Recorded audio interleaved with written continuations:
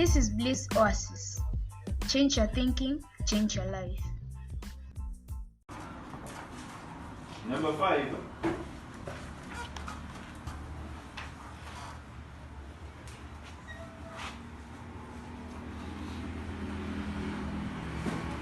Always participate.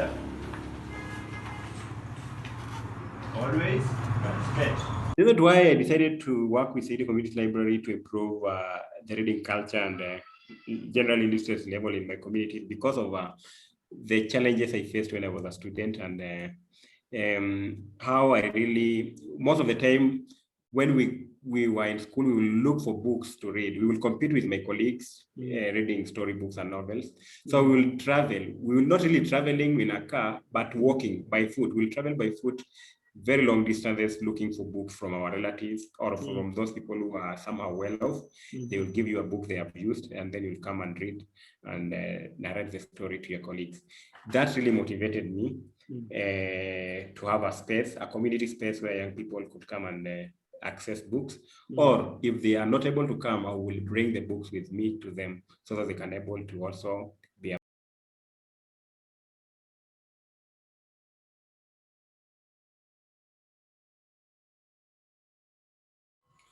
Welcome to Bliss Oasis Africa, where we give you untold stories of everyday people. Stories of victory, stories of humor, stories of inspiration, stories of hope, stories to challenge you. I'm your host, Patrick Ngogi. If you are new here, please hit the subscribe button so that you don't miss out on future episodes. Our guest today is KELVIN GWUMA from Chavakali in Vihiga County, Western Kenya. KELVIN had faced a hard time in gaining an education and saw him out of school more times than he was in class, since due to poverty, he had to stay at home to look for cheap labor to assist his parents feed the family. But just a few days to his O-levels, a good Samaritan whom he had never known up to this moment cleared all his secondary school fees arrears, and on a last-minute dash, a teacher came looking for him in order for him to sit for his exams, despite the fact that he hadn't touched a book for a year. In this podcast, KELVIN tells us about his journey after high school and how he decided to launch SAIDA Community Library to help impoverished children in rural areas access books and other reading materials. Stay tuned for his story, but first, as usual, here's today's message from Bliss Oasis Africa. And the message is about creating joyful relationships. Would you like to create joyful relationships? Then there are several attitudes that you should guard yourself against. Otherwise, you will never enjoy meaningful relationships.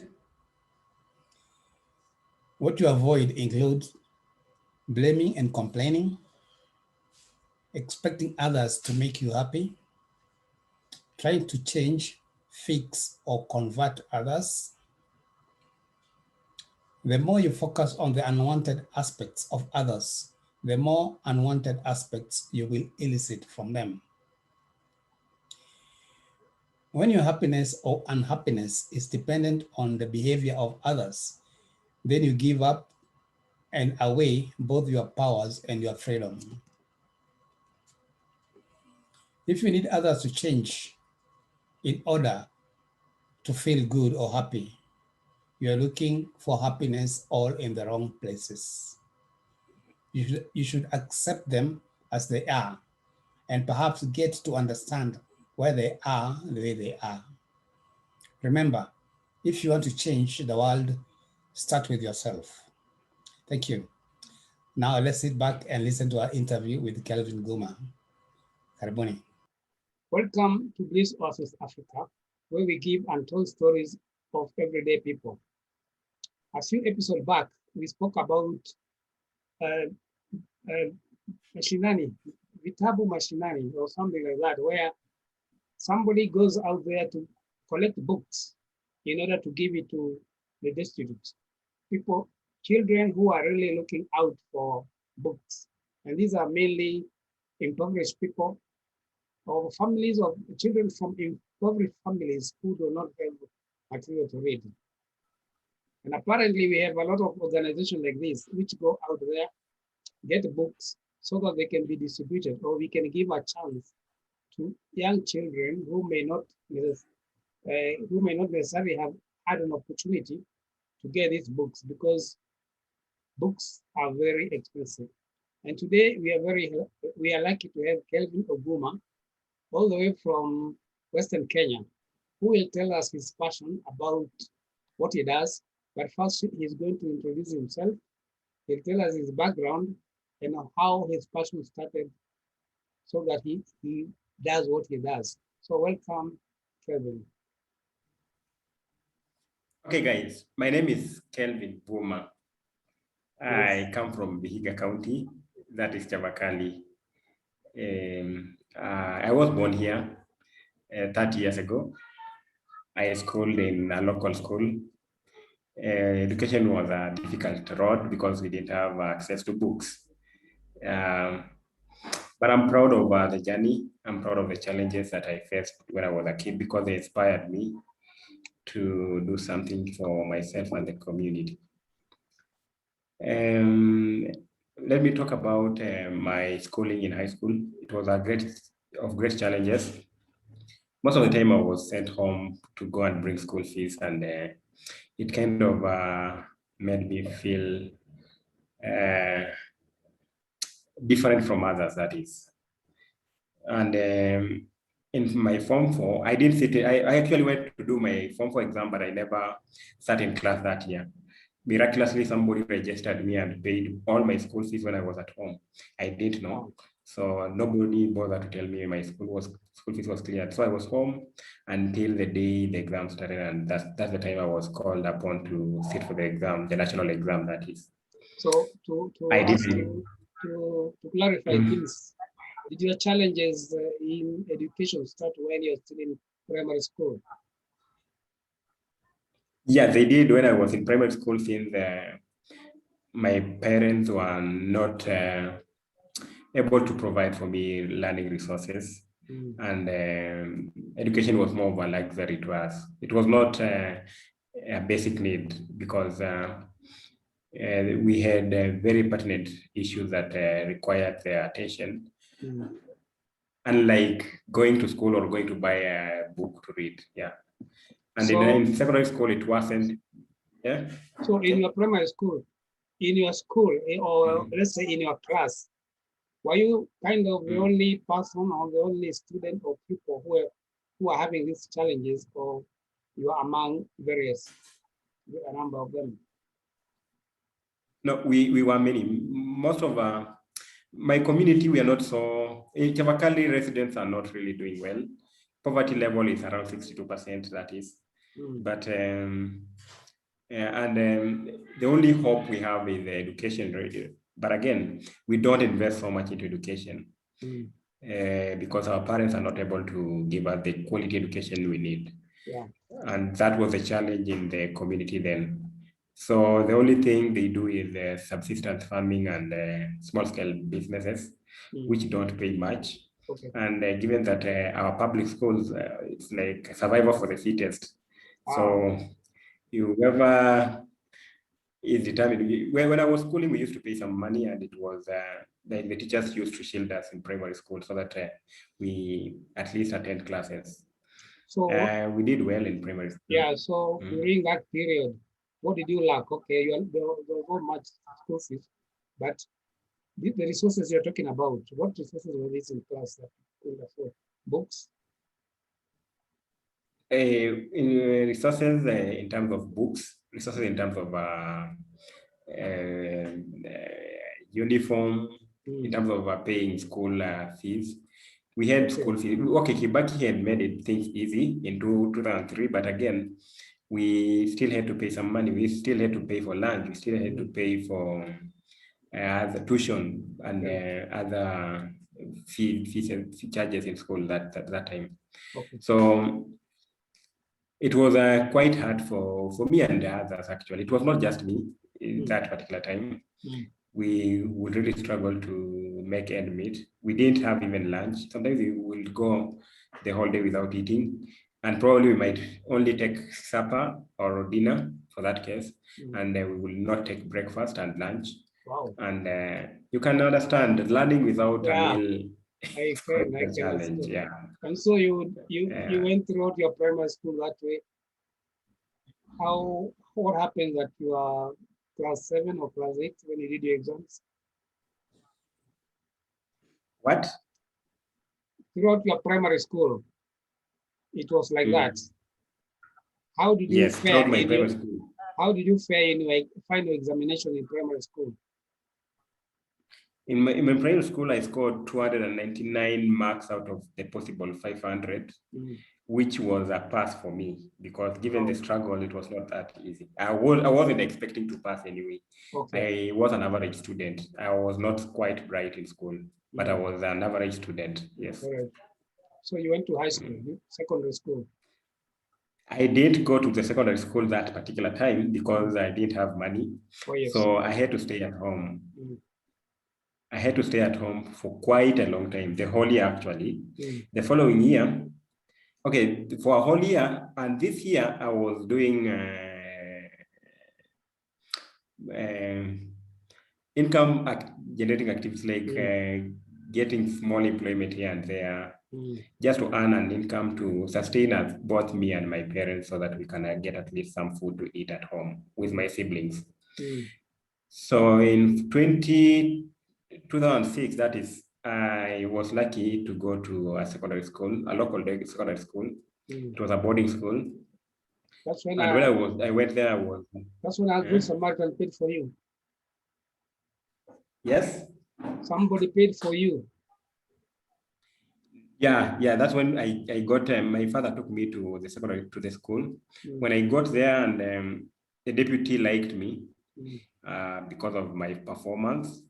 I was given some sort of leadership in school, so I was never sent at home at any given point until when I was in Form 3. So at that particular point, I realized the school fees had piled. It was a lot of money that time.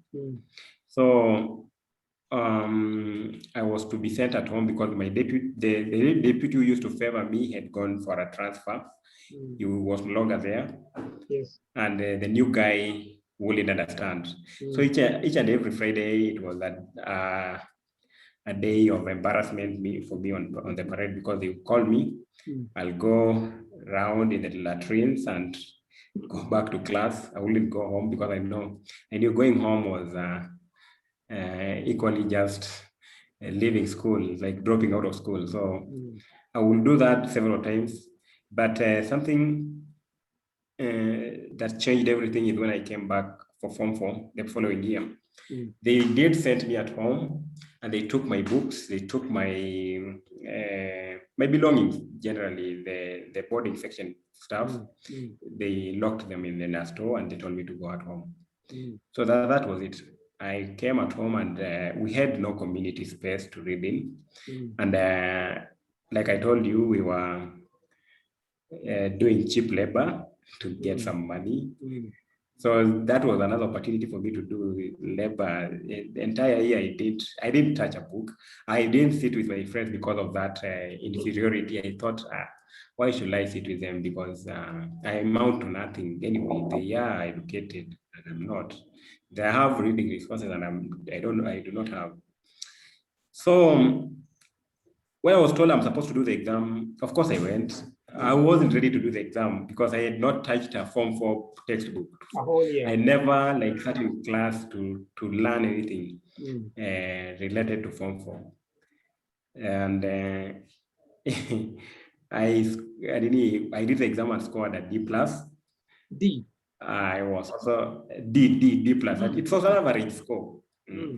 And I looked at the score sheet and I realized, I was an average student then, because there were others. You've not been able to see a textbook the whole year for the class that is very crucial in your high school, and then you come and you're not the bottom, you're not the first one either, but at least you are somewhere. You are in the middle. So after that, I got a proposal to go back to school somehow, but I said, no, I'm not going, because at the end of the day, I was getting old, one. Two, not all in a way of education could inhibit me from, my age could inhibit me from going on with my education. But again, I looked at my colleagues that we schooled with, and I looked at the trouble that I had gone through and the embarrassment, and I was not ready to face those things again. Okay. So I left and decided to continue doing hustling, the cheap labor market. What is this cheap labor you're doing? What is the cheap labor?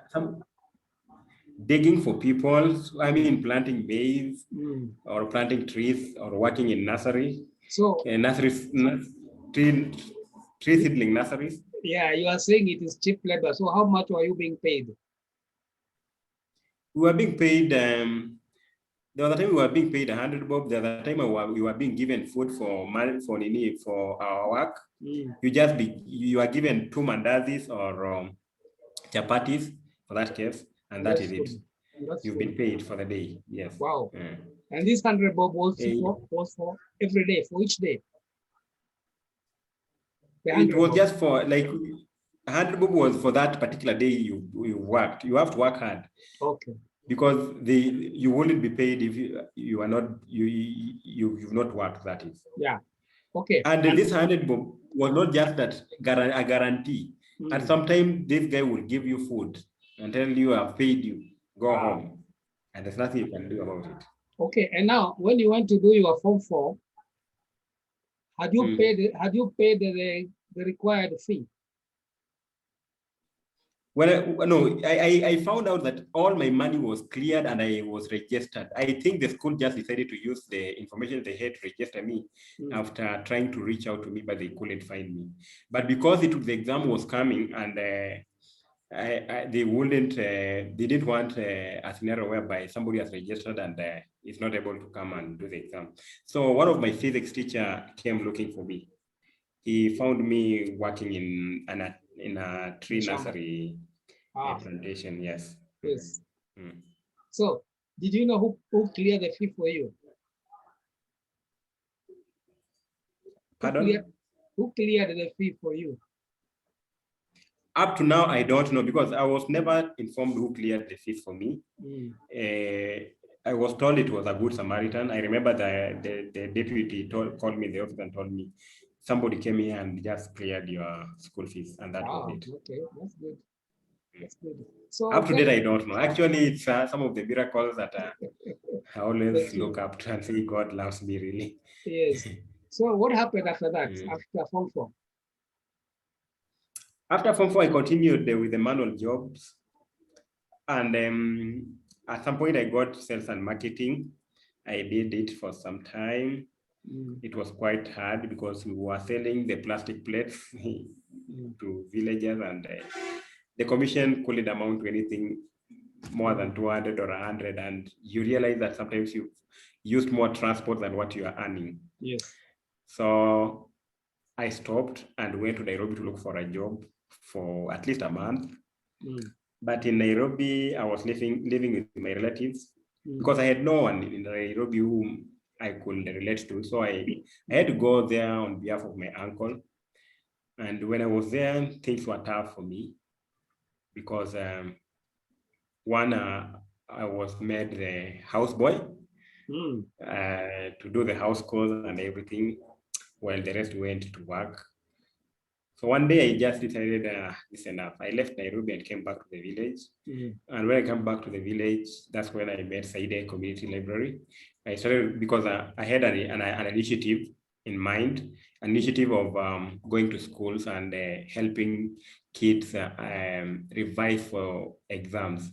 So each and every morning I would go to school and work with class 8. Revise a paper, either mathematics or English or comprehension. For some time until now, it became a program. Teachers started recognizing my efforts. And now, SAIDA in place, I decided now I will go with physical books in my backpack. So you say, okay, now you are introducing your organization. It's called SAIDA. Yes, SAIDA Community Library. SAIDA Community Library. That's what you decided to start when you came back from Nairobi Yes. after giving up looking for a job. Yeah, after everything not seemingly not working, yeah. Yes. And why did you pick this kind of service? What made you decide to create SAIDA Community Library? This is why I decided to work with SAIDA Community Library to improve the reading culture and general literacy level in my community because of the challenges I faced when I was a student and how I really, most of the time when we were in school, we will look for books to read. We will compete with my colleagues reading storybooks and novels. So we will travel. We will not really traveling in a car, but walking by foot. We'll travel by foot very long distances looking for books from our relatives or from those people who are somehow well off. They will give you a book they have used and then you'll come and read and narrate the story to your colleagues. That really motivated me to have a space, a community space where young people could come and access books. Or if they are not able to come, I will bring the books with me to them so that they can able to also be a partaker of knowledge and the reading content. Yeah. So when did you start this group, this library, this service? 2013. 2013. Yes, and you started, did you have any book or how did you start so that you can start collecting the books? I talked to a few friends and of course I got a very great mentor, that is Beatrice Lucalo. She was already, Beatrice Lucalo, she's our director in SAIDA Library, that is. So she had an idea of helping the community and she had books that she was giving, that her daughter was using when she was in school. So I took the books she had in the house and I started going with the books to schools. And from there, because of my commitment, we saw the impact of the few resources we had that year. We started with one school and that school actually performed very better. It was Chavakali Primary School. Which school is this? Chavakali Primary School. Okay. So when you started with it, what exactly did you do? It was actually basically revising past papers and discussing books, different books, especially our local books. We did My Life in Crime. We did Son of Fate. We did Aminata. I remember at some point we had to dramatize it in class. Yeah. And of course, so really writing composition about the themes of the books with class 8. It was a very interesting journey that time. You also gave me a pleasant surprise one day when you told me one of my books was a map. Oh, yeah. Yeah. We used Naomi in a new school, right? Sorry? No, I think it's either the last will or one of the Kachuma books, Kachuma na Police Wezi, or one of them. Oh, yeah, it was Kachuma. It was one of the Kachuma books, I remember. Yes. Kids loved that book. They loved it. It was one of our favorite reads that year. In that was 2018, 2019, I think. All right. I remember I still have a number of books to donate. So we are going to discuss that later on, maybe after this recording. Thank you. Thank you so much. So how many schools have you now reached out so far? And how many kids? I'm working with 14 local primary schools. These 14 primary local schools, they have averagely 50 students. Some, of course, most of them have more than 50 students. But averagely, I work with at least 50 students and above in each and every school. How many? So weekly, 50. So weekly, I reach out to over 600 students. Wow, that's a big number. And of course, we also have the debate program. Apart from the reading program is dubbed as 1 hour reading culture. And then we have the debate program. The debate program is actually just to create the awareness of the library. And then second, to also increase confidence and self-esteem of our learners. And also just enable them to be aware of the current issues. Mhm. So those two programs are our main programs, apart from now the community service program. Okay. The community service program comes in to enable our readers to have a heart to give back to the community. I noticed most of people, when they graduate or when they get jobs, they focus on their families and they forget about the community. They forget about these public development ideas. So what we normally do in our community service, basically sometimes to visit charity organizations or orphanages, whereby we supply them with stuff. Of course, these stuffs are fundraised prior before we take them there. These are of course, these are books, or what do you actually give them? Books, toiletries, food. It depends, even clothes sometimes. Okay. Of course, we also do in community service, we also do what we call community cleaning exercise in the markets. We go out in the market and clean the market. When you say we go to the market, who are these? Who are we talking about? You as members? Me and my readers. Or you and your readers? Yes. The beneficiaries of your services. Your readers. You're talking about the students. Yes, I'm talking about the student, but of course, we have other people who play part in this, because they either donate funds, they also either donate their time, or they either donate in something in kind. Yes. So it has been a quite good thing, because at the end of that activity, we normally award community service certificate, and people love them so much. Yes. Okay. Now, you said you have at least 50, you work with 50 students, 50 students per school. So when you are going to a particular school, do you carry books with you to lend them and then take back whatever they've been reading, or are the books left in the schools? We have books we carry to schools, and we leave them there for 2 or 3 weeks. Yes. But we have books, and these books are meant to be exchanged among learners, the learners we are working with at that particular time. Yes. But we have the Amazon Kindles, the e-readers from World Reader, where we read at that particular 1 hour, and then I carry them back to the library because of safety, and they are just few in number, and there is a lot of demand for them in the library. Let's see.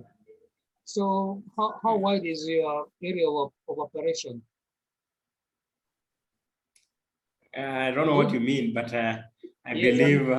Do you go beyond Chavakali, or just around Chavakali? No, we go beyond Chavakali. We work in nearly all the villages in Sabatia sub-county. But of course, we've expanded to Kakamega County because it's bordering us. So we have 2 schools in Kakamega that we are working with currently. That is Luciola Primary, and not Luciola, Chichiko Primary and Madivini Primary. You said you started with Chavakali Primary? That's what you started with? Yeah, it was only Chavakali Primary. It was only one school at that particular time. And when you started with them, their examination results, academic performance improved. It really improved that particular year. Of course, they were just doing averagely, but with the program in place, we've seen a lot of improvement in most of our schools. So we've even managed at some point. Yeah. We've managed at some point to take one of our students to a national school, not really national school. He scored above 415 marks, and he was mentioned as one of the top county students in Vihiga County. Yes. So there have been a general improvement in all those schools where you take your services to. Yes. And you can easily attest, because they write testimonies. If you follow our Facebook page, you realize that most of the success stories come from our readers. Okay. So where do you get your books from? We get our books from American Friends of Kenya, World Reader, and the Kenya National Library Service. Of course, and well-wishers who bring in a book or 2. Okay. Yes. Well-wishers like local authors. Yes, of course, and others. Okay. Have you ever worked or heard of Maktaba Mashinani? Maktaba Mashinani. Okay, I've heard about the initiative, but I've not worked with them. Oh, I see. Yeah, they do similar things, but what they do is they actually donate books to maybe community libraries. So they do the more or less the kind of thing, but they are more national. Oh, wow. Yeah. I think you will introduce me to that. Yeah, you need to work together. I'll introduce you to the founder of the same. So what has been your challenges since you started? Challenges. Yeah. Challenges running SAIDA Community. Yes. Challenges running SAIDA Community Library are so many, especially now that we don't have a funding. We don't receive any funding. Most of the time what we receive is in kind. And to sustain our lives, it has been a challenge. But what has kept us going is the creativity part of us, I guess. We decided to come up with income generating activities, photocopy, printing, and internet services. Okay. This we offer to the local teachers because we work with them. So as much as we give them a free program, they give us, they come and do their stuff at the library and they pay us for doing that. And of course, reading from the library, it's 20 shillings in a day. It gets kind of helps in paying some of the utilities. Okay. So the challenges really vary. But the main challenge, I guess, is funding. And then the next challenge is the human resource. And of course, the limitation in terms of professional capability. Okay. And you had said you go to schools to deliver books, but you also have a physical library. Your own library. Maybe your office. Where are your offices? Where are you located? You are located. Schools don't have physical library, but SAIDA we have a physical library. Yes. And that's where people pay 20 shillings to come and read. Yeah, when they come to the library, they have to pay 20 shillings. When they come to SAIDA Community Library, they have to pay. SAIDA is located in the central part of Chavakali market. How big is the library? How many titles do you have? It can accommodate up to 60 students. 60 students. And how many books do you have? We have over 10,000 books currently, plus the e-books, over 5,000 e-books. Oh, that's good. That's good. Have you tried to get maybe assistance from the county government? Yeah, we've tried. I've partnered with different organizations so far, and we've tried to reach out to the county collectively. We've tried to reach out to the county government, but it has been infertile. We've the other time they promised, the deputy governor even came to the library and promised to give us a space, a community space to put there the library because it's much bigger and safer. But again, it was just a story. Politician.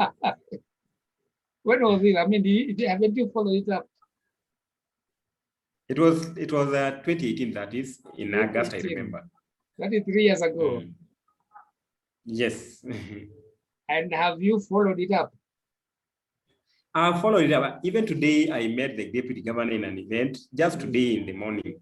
I reminded him, you promised something and you never, and he just laughed it off. So that is it. I'm sure he's going to remember it next year, 2022. He will know, he's definitely going to remember it next year because he'll be looking for my vote seriously and my support. Yeah, sure. Anyway, so do you work full time there in the library, or there's something else you do? Because I'm sure maybe you have to do something else in order to keep you busy. I am a photographer. Okay. I am a photographer since COVID started officially. But before COVID, I was just a librarian guy. But when COVID started, because I had to look for an income, and I had just started having a family, a young family. Yes. And to sustain this family, I had to do something beyond the library to get money to help my family take care of the bills. Okay. That's when I started doing photography full time. So what kind of photography do you do? Then did you train somewhere, or is it a... No, I most of the time I do event photography, wedding photography, funeral photography, and videography, that is. Okay. All right. So it's apparent like the library was your main employer or something. Is it an employer or is it just So the library, yeah, the library is the main employer. The library is the main income activity. Actually. Yes. Part of income activity. It's more of a free thing, but again, because I have other activities running in the library, like photocopy and printing, they're giving me some little cash to sustain the place and sustain myself. But would you say SAIDA Community Library was your idea, or it's something you found being started and you joined? SAIDA Community Library, SAIDA was a CBO, a community-based organization, women community-based organization. Okay. But when I came in with an initiative of the library. All right. And what does SAIDA mean? Sabatia Initiative for Sustainable Development. Oh. I'm just writing you in the comment section so that you can. Yeah. That is good. So, as you write, I'm wondering who comes to your library? Is it just the school students? Everybody. Everybody. Everybody comes to the library. Whether we are open to everyone. We are open to students. We are open to elderly people in the community. We are able to teachers. We are open to teachers. We are open to even any other person who wants to come to the library and pass their time, because we realize the library is an interactive place, and you don't like lock people out. Yes, I see. And let's talk about the adults who come to the library. What kind of material do they come to look for? They come to pick books, all the bigger novels, like Sidney Sheldon, James Patterson, those names, you know them, yeah. And of course, non-fiction stuff. Oh, okay. Would you say you can send that name? You can send that name later to me. So you want to write it first? I'm finishing. Okay. Okay, there you go. Yeah. Sabatia Initiative for Sustainable Development, community-based organization. Thank you. Thank you. So, since you've been there since the library started up to now, have you seen a change of interest in reading among the adult population? Are there more that's coming to read, I mean, to get books? Yes, initially we didn't have adult readers. And we even didn't have a library. Then we didn't have a space. There was a library. Yeah, when I got here, we had a very small space. We worked with it for some time, and then we started. Our director decided to also rent a different place. That's how we landed. We landed in this big space we are in currently. My question is it because there was no library, that's why there were no readers, or there are readers, or interest is getting, or people are getting more interested in reading now? I believe the reason why generally there is no reading culture in my community. Everywhere, most places. And that's why I started somewhere. I started with the kids. But now that they see me reading, they see others come in and read, people are inspired. People come in to read. The attitude has changed over time. Yeah. I was looking at my record and I realized that we have a lot of adult readers who come. You'll never find them seated in the library, but they pick up a book and go with it at home. Yes. Okay. Okay. And I think so I believe it's an attitude or behavior change. And it's something that probably we need to work on collectively as educationists in the community. Yeah, because the other idea I was thinking is that we generally hear that they are not reading. Kenyans don't read. There's no reading culture in Kenya. That's what we hear people say. There's no reading culture in Kenya. Yeah, that's what we say. Even you are saying that. But I'm saying that because yeah, most of young people in my age bracket, yeah. they read a lot. But what are they reading? What They're are they reading reading? junk. Yes. Yeah, that is the question. They're reading junk. Is that not reading culture? Is not a reading culture? It Well, is not a reading culture. yes. It's not a reading culture because they are not reading for pleasure. You know, you're only on Facebook to read stuff about politics, and it's not really pleasure. They're there because they heard somebody mention something, so they're just following it up. That's what you call junk. Yes. Anyway, this is my point. In Nairobi streets, when you walk in Nairobi streets, on the pavements, you are going to see a lot of books on the pavements. And those books are always there. If people are not coming to buy, those books will not be there. So there are actually people who are reading. But then you see what's happening. Of course, we have people who are reading. you and me, we are reading. But yes, about 95% of Kenyans don't read. And the question is why? We need to find out. I haven't gotten a solution to that. We need to find out. So Yes, you need to connect with Maktaba Mashinani, and I'm going to ask Eunice. Eunice is the founder of Maktaba Mashinani. And if you go to our Bliss Oasis YouTube, you'll see one of our previous video there about Maktaba Mashinani. Okay. But I'm going to connect you with her so that you may also, your library may also benefit, or at least you can work together. Yeah. Thank you so much. Yeah, you're welcome. So anything else, any message you may want to give to our listeners about reading culture maybe, or about your own mission? I think a book is a very powerful, I will tell them this, a book is a very powerful tool. If you ever got a chance to read a book, read it to the end. Okay. Don't hesitate. Yes. And you'll tell me a story after that. Obviously. Obviously. I also read somewhere that when you read a book, you're actually borrowing the brains of the author. Because they created... True, very true. Yeah, you are not even borrowing, you are taking it in because even if you return the book, the knowledge will still be with you. Or the experience of what you read will still remain with you. So the author's investment was not in vain. Yes. So yeah, that's good. So I'm very glad to have known a bit more about SAIDA library, community library. And we have always talked on phone. Sometimes we have chatted, but we have never talked like this.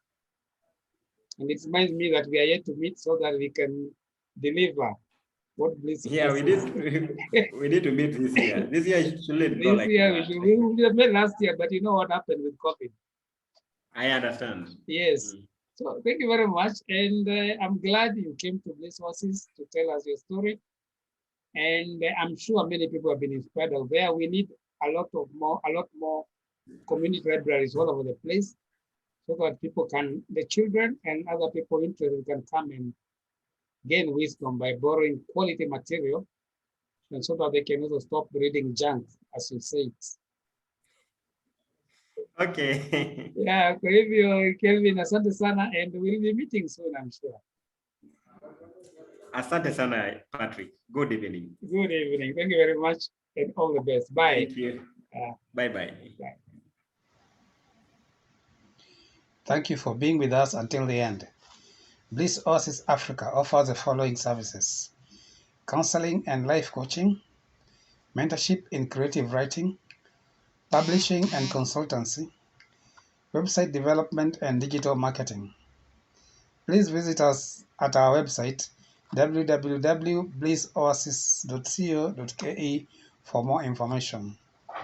You can also call or send us a WhatsApp message on 0722 563 544. Thank you.